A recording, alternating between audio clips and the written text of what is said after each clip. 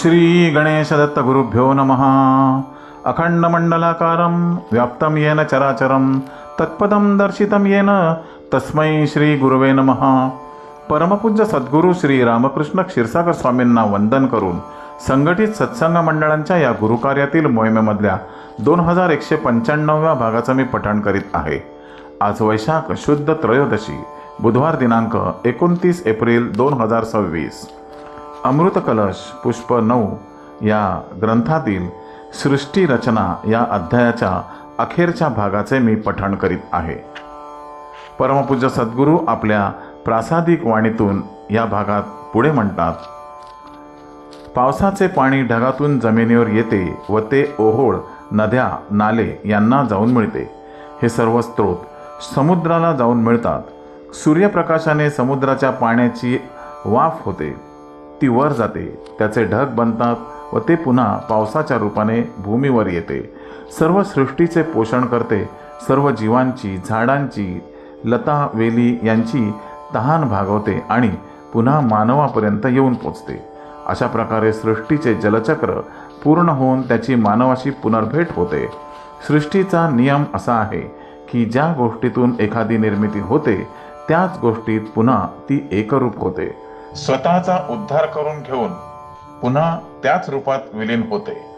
जसा देह हा पंचमहाभूतातून निर्माण होतो व अंत्यसमयी आपण त्याला अग्नी देतो म्हणजे पंचमहाभूतात विलीन करतो. पाण्यातील जीव नष्ट व्हायला लागले तर समजावे की पृथ्वीचा नाश जवळ आला आहे.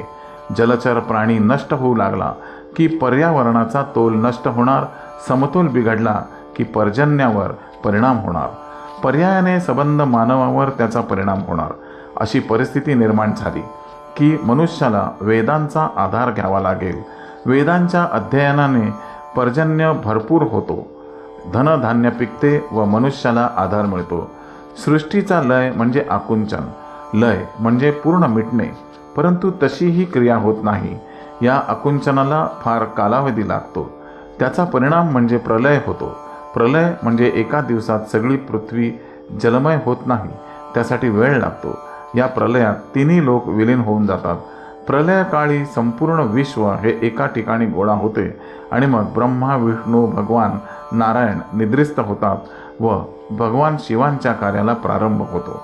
पंचमहाभूतापासून निर्माण झालेले ब्रह्मांड स्वतः स्थूल रूप सोडून कारण रूपात मिसळून जातं. यावेळी दीर्घ काळापर्यंत पाऊस पडत नाही, त्यामुळे अन्न पिकत नाही. प्रजा, जीव, जंतू, प्राणी सर्वच भुकेने व तहानेने व्याकुळ होतात व शेवटी एक दुसऱ्याचे भक्षण करू लागतात. अशा प्रकारे पीडित होऊन प्रजा, सजीव हळूहळू क्षीण होऊ लागतात. सूर्यकिरणांची तीव्रता प्रचंड प्रमाणात वाढते, त्यामुळे ते किरण पृथ्वीवर पोचताच संपूर्ण सृष्टीचा रस शोषून घेतात. असा रस शोषूनही पाऊस पडत नाही व त्यामुळे पृथ्वी तलावर केवळ अग्नीच अग्नी शिल्लक राहतो. अग्नी प्रकट झाला की वायूचा वेग वाढतो आणि त्यामुळे अग्नी अधिकच पसरतो. तो सप्तपाताल म्हणजे आतल, वितल, सुतल, रसातल, महातल, तलातल आणि पाताल या सर्वांना भस्म करून टाकतो. त्यातील सर्व प्राणी व माणसे मरून जातात.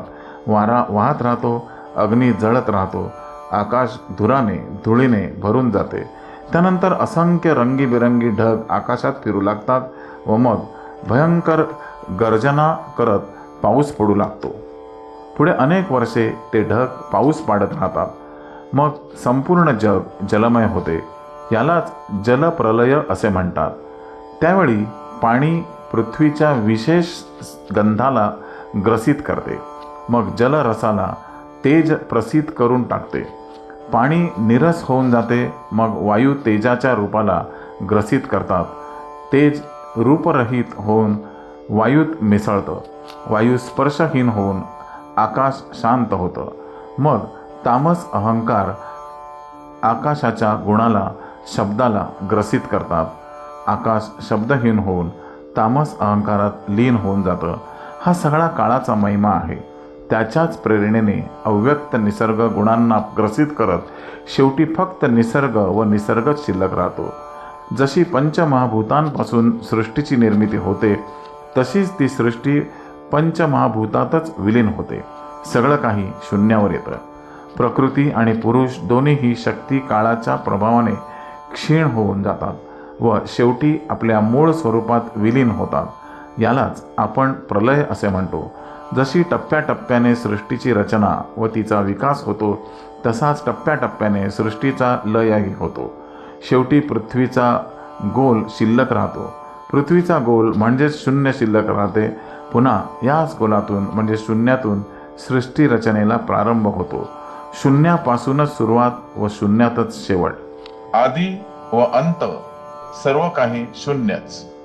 भगवान परमात्मा नेहमीच आनंद स्वरूप आहेत, परंतु लीला करण्याच्या इच्छेने ते सृष्टीचा स्वीकार करतात आणि ही परंपरा अखंड चालू राहते.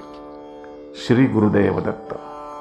गुरुबंधू आणि भगिनींनो, आजचे हे पठण परमपूज्य सद्गुरूंच्या चरणी सादर अर्पण.